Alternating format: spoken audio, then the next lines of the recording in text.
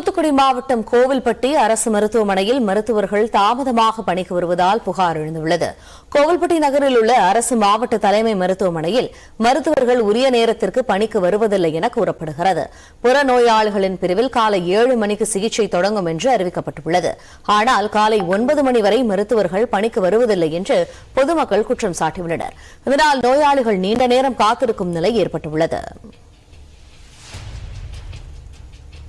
7 மணிக்கு நான் வந்தேன். வரும்போது நம்ம ஒரு 7:30 இருந்து கரெக்டாக ஒரு 8:48 வரைக்கும் எந்த ஒரு மருத்துவருமே இங்கே எந்த ஒரு செக்ஷன்ல இல்லை.